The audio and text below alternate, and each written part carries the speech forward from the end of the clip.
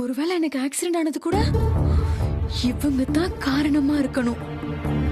விடவே கூடாது.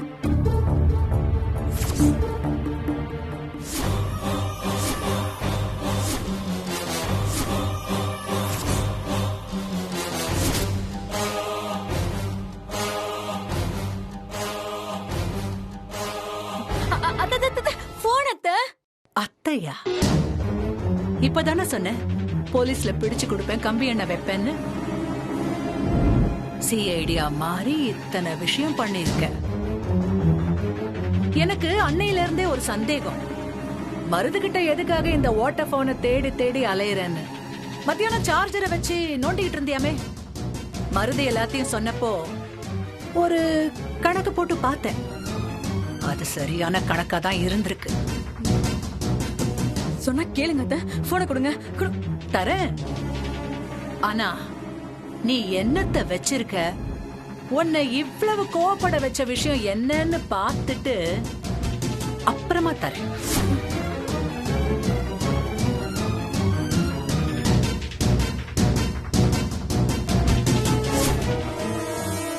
இதெல்லாம் காலத்தோட கொடுமைமா. ஆனா அவங்க நினைச்சது முழுசா நடக்கலமா. நடக்கல. என் பொண்ணு வயித்துல இருக்கிற குழந்தையே உயிரோட பெத்து கொடுத்துட்டு அவ இறந்துட்டாம்மா.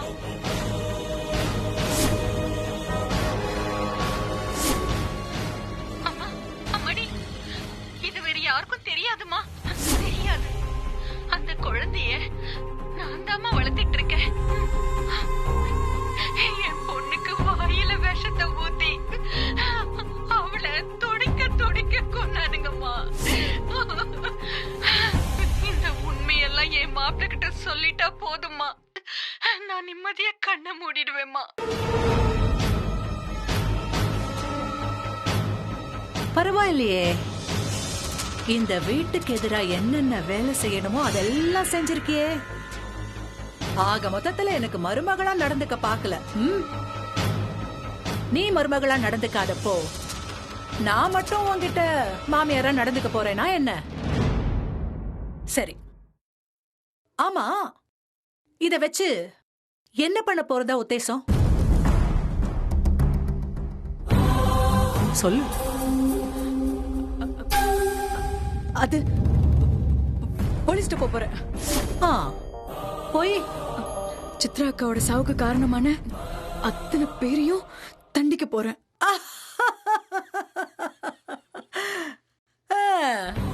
இங்க பாரு, ஆக்சிடென்ட் ஆகி இப்பதான் கை காலெல்லாம் ஒழுங்கா வேலை செய்துகிட்டு இருக்கு. அத காப்பாத்திக்கணுங்கிற எண்ணம் இல்லையா உனக்கு? சித்ராவும் செத்து போயிட்டான். அந்த சாவ நேர்ல பார்த்த அவங்க அம்மாவும் செத்து போயிட்டாங்க.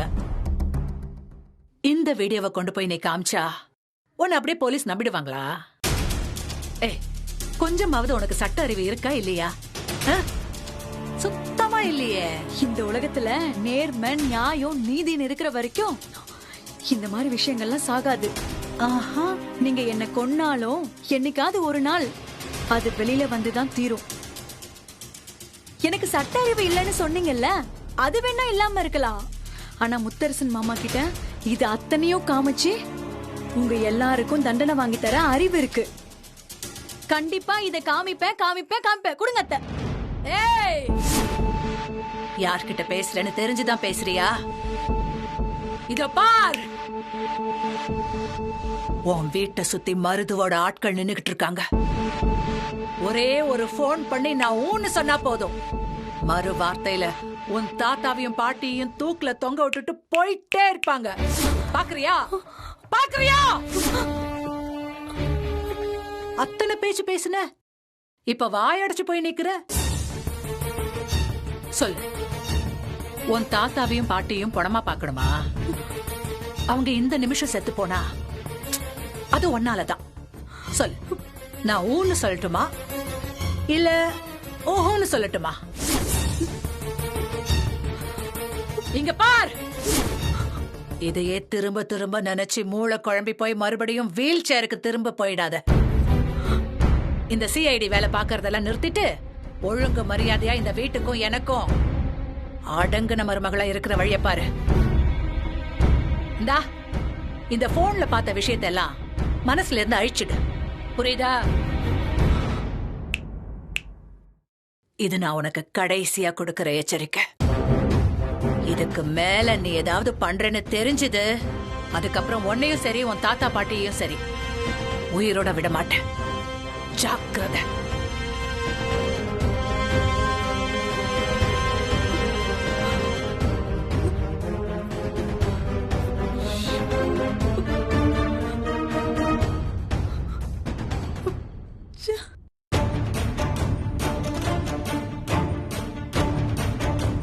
அத்தை, என்னாச்சு ஸ்வேதா?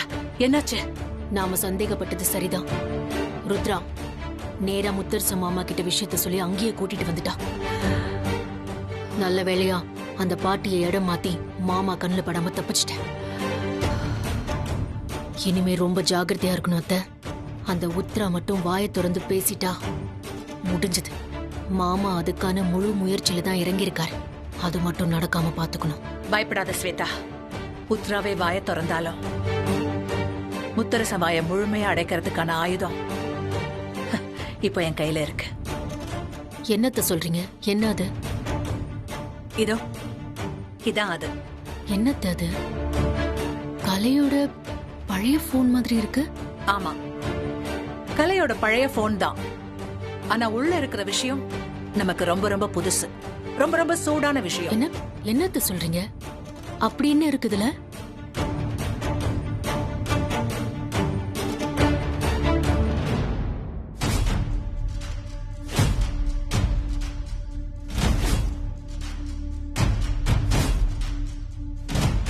நான் சொன்னது எல்லாமே நிஜம்தான் மாப்ள. எப்படியாவது நீங்க ருத்ரா கூட சேர்றத நான் பார்த்துட்டா போதும். அத்தை, இப்போ இத வச்சு என்ன பண்ண போறீங்க? இத முத்தரசம் பார்த்தா அதுக்கப்புறம் நீ எப்பவுமே இந்த வீட்ல இருக்கலாம். அதுக்கான வழி பிறக்கும். எனக்கு புரியல. எப்படி இந்த வீட்ல இருக்க முடியும்? நான் மட்டும் இல்ல, மொத்த பேரும் சேர்ந்து வீட்டை விட்டு வெளியே கூட இல்ல, மொத்தமா ஜெயிலுக்கு தான் போகணும். என்ன பேசிட்டு இருக்கீங்க? எனக்கு புரியல. எப்படின்னு சொல்லட்டுமா? அதானே நானும் கேக்குறேன். சொல்றேன். விஷயம் என்னன்னா,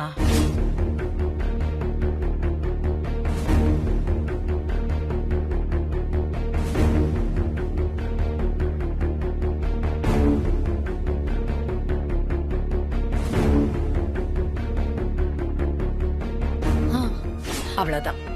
செம்ம ஐடியா அத்தை. இது மட்டும் நடந்துச்சுன்னா நீங்க சொல்றது கண்டிப்பா நடக்கும் அத்தை.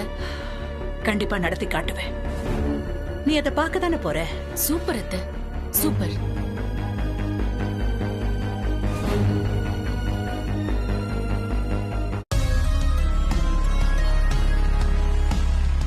நில்லு. என்ன வெண்ணிலா, ஏதோ வேகமா இறங்கி வர மாதிரி தெரியுது. வழி விடுங்க, நான் போகணும். நில்லுன்னு சொல்றால, எங்க போகணும்? ருத்ராவோட பிறந்த நாளை கொண்டாட போகணும். ருத்ராவோட பிறந்த நாளை கொண்டாட போறீங்களா, இல்ல அதையே சாக்கா வச்சு முத்தரச மாமா சொன்ன மாதிரி ஒரிஜினல் குழந்தை எது, டூப்ளிகேட் குழந்தை எதுன்னு ஆராய்ச்சி பண்ணி என்ன வெளியே அனுப்ப போறீங்களா? நீ அந்த சந்தோஷத்துல தான் எல்லா வேலையும் செய்யற மாதிரி தெரியுது. நீங்க எப்படியோ அப்படிதான் உங்க புத்தியும் வேலை செய்யும். நான் அப்படிலாம் கிடையாது. பொய் சொல்லாத வெண்ணிலா, எனக்கு எல்லாமே தெரியும். என்ன தெரியும்? உங்களுக்கு தெரிஞ்சதை விட எங்களுக்கு ஒரு படி ஜாஸ்தியே தெரியும். நீங்க கூட்டிட்டு வந்திருக்கீங்களே, அந்த குழந்தை பேரு உத்ரா. அவளோட பாட்டிய இங்கதான் எங்கேயோ ஒளிச்சு வச்சிருக்கீங்க. நானும் முத்து மாமாவும் வந்த நிமிஷத்துல பாட்டிய எங்க கண்ணுல படாம எங்கேயோ மாத்திட்டீங்கல்ல. அந்த திமிர்ல தானே இப்ப வந்து இதெல்லாம் பேசிட்டு இருக்கீங்க. ஹே, சும்மா அது இதுன்னு வாய்க்கு வந்ததெல்லாம் பேசாத. நானா பேசுறேன்? நீங்க தான் தேடி வந்து வாங்கி கட்டிக்கிறீங்க. இங்க பாருங்க, இப்பவும் நான் உங்களை மரியாதை குறைவா பேசவே இல்ல. ஸ்வேதாக்காங்கிற மரியாதையில தான் பேசிக்கிட்டு இருக்கேன்.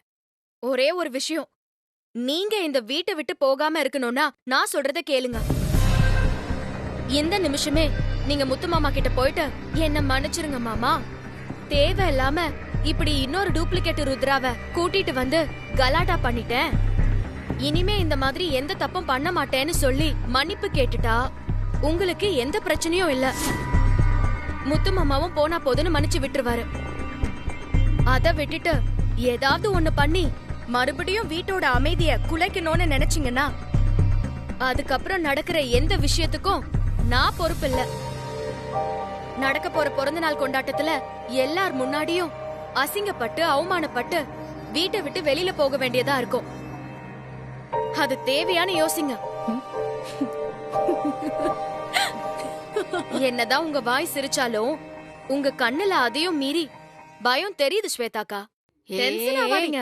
உங்களுக்கு சொல்ல பயமா இருந்தா இப்ப கூட என்கிட்ட சொல்லுங்க, ஒன்னும் கெட்டு போகல. முத்துமாமா கிட்ட போய் முத்துமாமா ஸ்வேதாக்கா எல்லா உண்மையும் என்கிட்ட சொல்லிட்டாங்க, அவங்கள மன்னிச்சு விட்டுருங்க முத்துமாமான்னு சொல்லிடுறேன். முத்துமாமாவும் உங்களை மன்னிச்சு விட்டுருவாரு. எப்படி? சூப்பர் சூப்பர்மா. நான் மன்னிப்பு கேட்டா இப்ப மாமா என்ன விட்டுருவாரு, அப்படிதானே? நான் கேக்குறதுக்கு ரெடியா இருக்கேன். கால்ல கூட விழ ரெடி. மாமா கால்ல, உன் கால்ல, இந்த வீட்ல இருக்கிற எல்லாரோட கால்லயும் விழற. ஆனா ஒரே ஒரு விஷயம் மட்டும் நடக்கணும். முத்தரசு மாமா எனக்கு தாலி கட்டணும். அதுக்கப்புறம் என்ன வேணுமோ நான் எல்லாமே செய்றேன். ஏய், அது கனவுல கூட நடக்காது.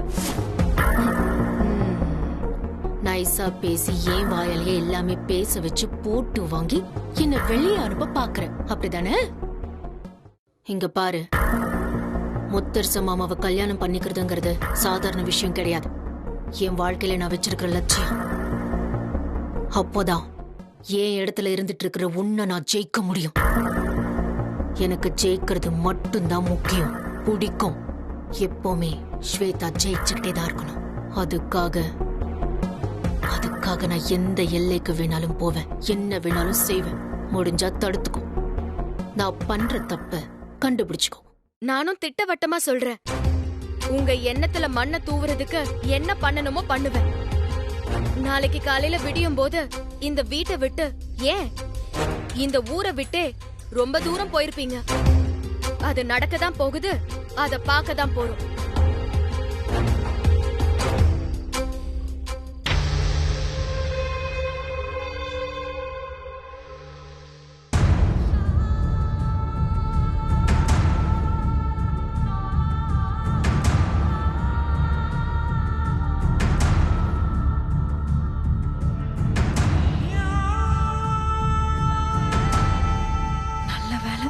யாரும் இல்ல.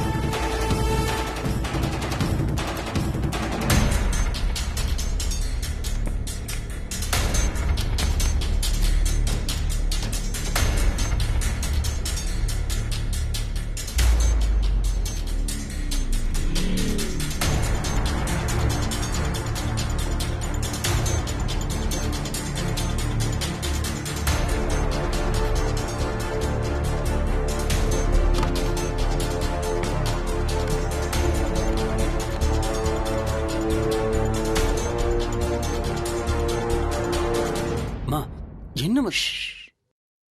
அமைதியாயிரு.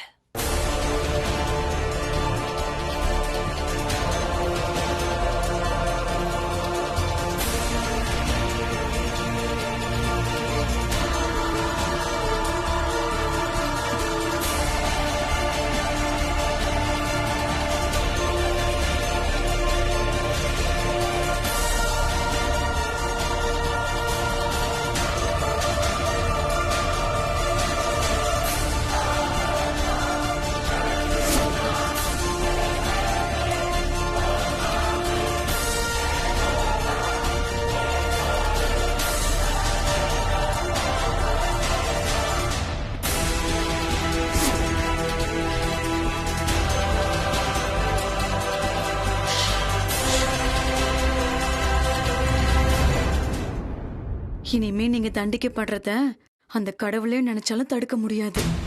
யாருக்கு என்ன ஆனாலும் பரவாயில்ல, தப்பு செஞ்சவங்க தண்டிக்கப்படணும். நானே இந்த விஷயத்துல செத்தே போனாலும் பரவாயில்ல.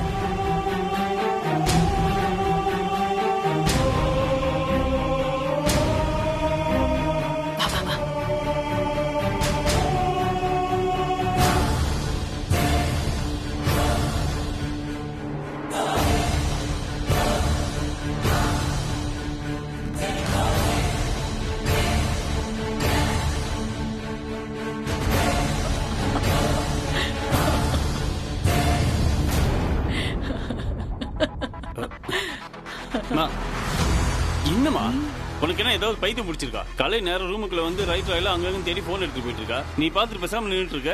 இது நடக்கணும்னு தாண்டா நான் எதிர்பார்த்தேன்.